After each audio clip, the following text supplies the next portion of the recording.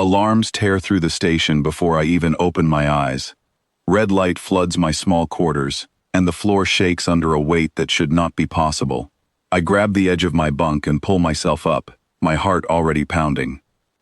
My name is Nora Bennett, and I am the lead repair technician on Kestrel Station, a small outpost built at the crossing point of 6-star roads. We fix ships, that is all we do, but nothing has ever hit us like this before. The comm on my wrist crackles. It is Daniel Cole, my second in command, and his voice is tight with fear. Nora, get to the main dock now. We have 20 ships incoming, and I mean right now, not in an hour. Something is wrong out there. I do not stop to ask questions. I run through the narrow metal hallway, my boots slamming against the floor, my breath coming fast. The station groans around me like it is in pain. Emergency lights flash along the walls, painting everything in short bursts of red. When I reach the control room, the main screen shows a view that makes my stomach drop. Ships are pouring out of the dark like a wave breaking on a shore. Some are burning, some are missing whole sections of their hulls. One ship spins slowly, trailing smoke into empty space. Daniel stands at the console, his hands shaking slightly as he pulls up scan after scan. They are running from something, he says. Every ship that just arrived has battle damage. Real battle damage. Not wear and tear, not old cracks. Something attacked them, and it attacked them hard. I stare at the screen, trying to make sense of it. Kestrel Station is not a war zone. We are a repair post. Traders and travelers stop here to fix broken parts, refill supplies, and move on. We do not deal with fleets fleeing from danger. Attacked by what? I ask. Daniel shakes his head. Unknown. The lead ship is Crethi. Their captain is demanding to speak with the station commander immediately. Then patch him through, I say. Now. A voice fills the room, sharp and full of urgent energy. Station Kestrel. This is Captain Thessa Voren, of the Crethi fleet ship Ancient Wind. We require emergency repairs for 22 vessels. We do not have time to explain in full. A hostile swarm destroyed our home outpost 3 days ago. We barely escaped. If you cannot fix our ships within hours, that swarm will find us again, and none of us will survive. The room goes quiet, except for the constant beeping of damage alerts. 22 ships. Hours. My mind starts spinning through numbers, parts, tools, and crew members, trying to see if this is even possible. Daniel looks at me, his eyes wide. Nora, we do not have the staff for this. We have 12 technicians. 12, not 1,200. I know, I say, but panic will not fix a single hull. I need calm, and I need it now. I open a channel to every technician on the station. My voice comes out steadier than I feel. This is Nora Bennett. We have an emergency. 22 damaged ships are approaching, all carrying people who are still in danger. I need every technician suited up and at the dock in 5 minutes. Bring every tool you can carry. We are going to save these lives, one system at a time. Within minutes, the dock fills with technicians pulling on suits, grabbing welding torches, patch kits, and diagnostic tablets. Their faces show fear, but their hands move fast and sure. I feel a flash of pride even through the fear clawing at my chest. The first ship docks, with a heavy clunk that shakes the whole platform. Its hull is scorched black, with a jagged hole near the engine section. Smoke curls out from the opening as the airlock hisses open.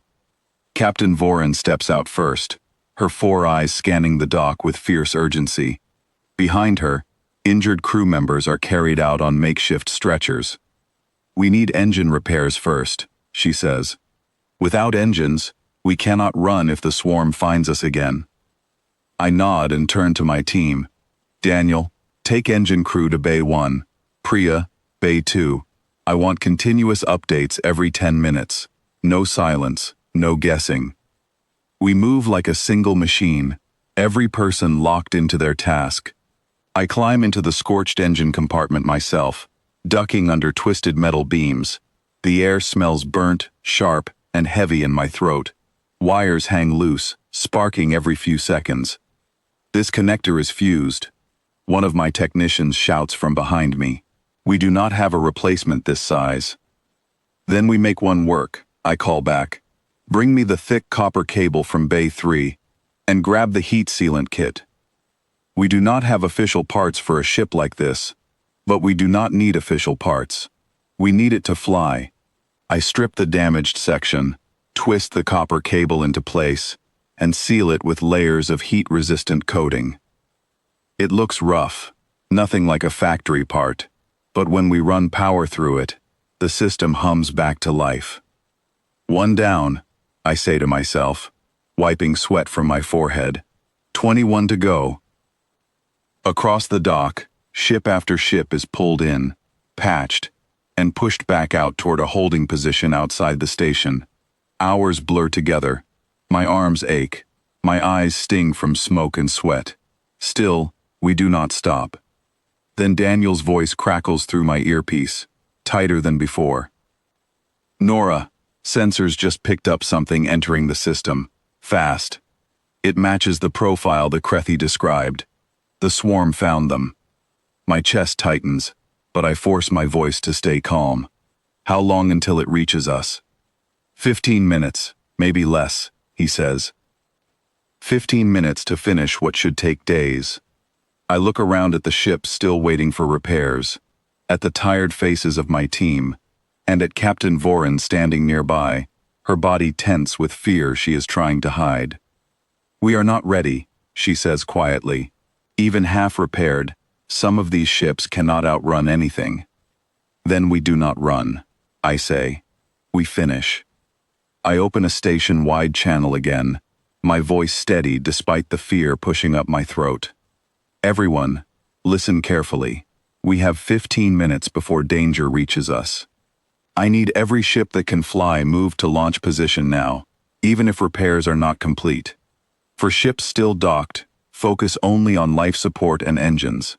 Nothing else matters right now. The dock turns into controlled chaos.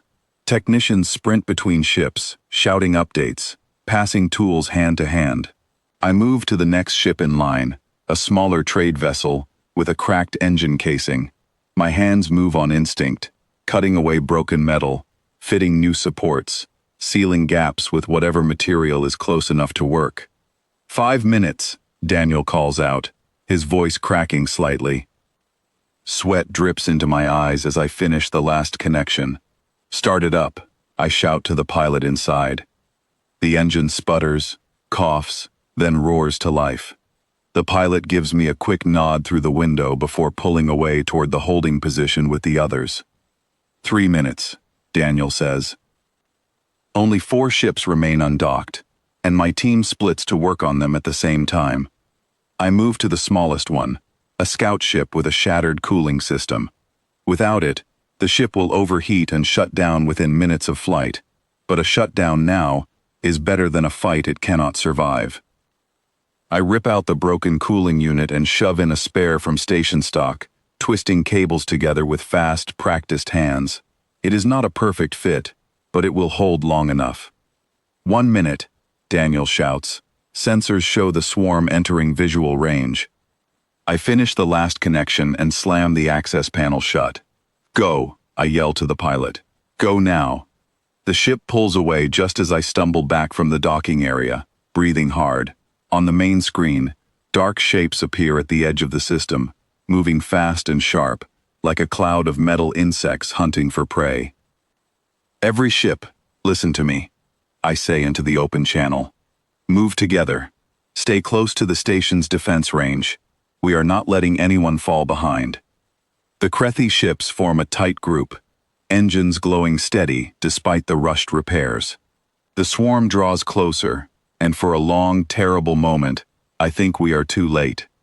Then the station's own defense systems activate, sending a wall of light toward the approaching threat. The swarm hesitates, shifts direction, and begins to scatter away from the station's range, unwilling to test our full strength. Slowly, the dark shapes fade back into the distance, retreating toward the edge of the system, and disappearing from our sensors. The dock falls silent, except for heavy breathing and quiet, disbelieving laughter. Captain Voren walks up to me, her 4 eyes shining with something close to tears. "You saved us," she says. "All of us. I did not think it was possible." I look around at my exhausted team, at the ships floating safely nearby, and at Daniel giving me a tired but proud smile from across the room. "We do not always have the right parts," I say, my voice hoarse but steady, "but we always find a way to make things work." Captain Voren studies me for a long moment, then nods slowly. "Remarkable," she says.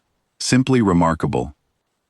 Outside the station, the stars shine quiet and calm again, as if the danger had never come close at all.